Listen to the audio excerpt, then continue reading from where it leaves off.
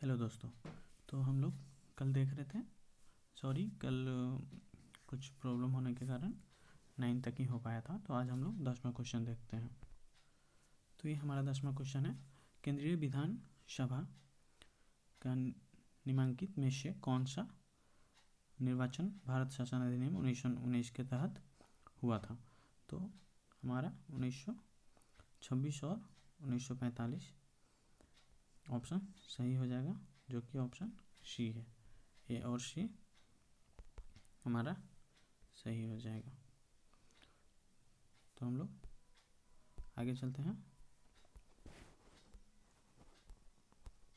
अब 11वां क्वेश्चन देखेंगे। तो ये रहा हमारा 11वां क्वेश्चन, निम्नलिखित में से किस अधिनियम द्वारा संवैधानिक निरंकुशता का सिद्धांत प्रवृत्त किया गया। तो ये 1935 का भारत सरकार अधिनियम द्वारा किया गया था। तो ये हमारा ऑप्शन सी सही हो जाएगा। 1935 का भारत अधिनियम द्वारा किया गया था। अब हम लोग क्वेश्चन नंबर 12 देखते हैं।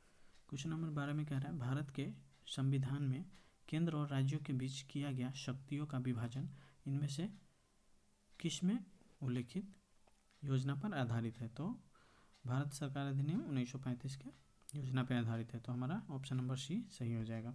ये पूछा था IAS प्री 2012 में। हम लोग अब चलेंगे क्वेश्चन नंबर 13 पे। निम्न में से एक भारत सरकार अधिनियम 1935 की मुख्य विशेषताओं में से नहीं थी। तो कौन सा नहीं था। तो अवशिष्ट विषय प्रांतीय विधायिकाओं को आवंटित किए गए थे, ये हमारा ऑप्शन नहीं था। तो इस क्वेश्चन के अनुसार हमारा ऑप्शन बी सही हो जाएगा। अगला क्वेश्चन पे चलते हैं। क्वेश्चन नंबर 14, एक संघीय व्यवस्था और केंद्र में द्वैत शासन भारत में लागू किया गया था। कब किया गया था। 1935 के अधिनियम द्वारा। हम लोग क्वेश्चन नंबर 15 देखते हैं। अखिल भारतीय महासंघ स्थापित करने का प्रावधान शामिल किया गया था। तो ये भी भारत सरकार अधिनियम 1935 में ही किया गया था, जो कि हमने आपको पहले ही नोट्स में बता दिए हैं। अब हम 16 नंबर क्वेश्चन पे चलते हैं। निम्नलिखित में से किस एक अधिनियम के ने भारत में संघीय शासन की व्यवस्था दी थी। तो ये ऑप्शन ये भी सी सही हो जाएगा, क्योंकि भारत सरकार अधिनियम 1935 में ही भारत में संघीय शासन की व्यवस्था दी थी। क्वेश्चन नंबर 17 देखेंगे। 1935 के अधिनियम द्वारा स्थापित संघ में अवशेष शक्तियाँ किसको दी गई थी। तो अवशेष शक्तियाँ गवर्नर जनरल को दी गई थी।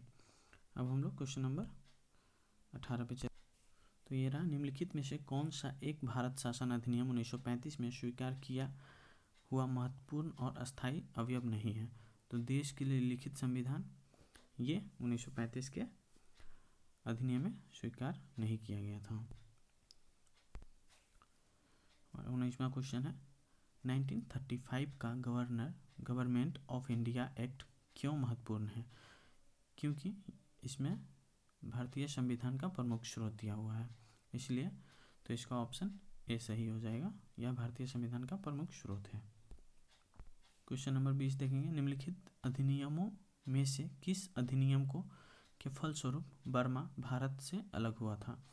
तो गवर्नमेंट ऑफ इंडिया एक्ट 1935 के तहत बर्मा भारत से अलग हुआ था। गवर्नमेंट एक्ट 1935 के तहत। हमारा ये दूसरा टॉपिक ख़त्म हुआ। अब हमारा तीसरा टॉपिक स्टार्ट हो रहा है। तो हम लोग तीसरा टॉपिक है अगले वीडियो में देखेंगे। तो थैंक यू दोस्तों, and please like and share कर दीजिएगा, एंड सब्सक्राइब भी कर दीजिएगा। अपने दोस्तों को भी शेयर कर दीजिएगा।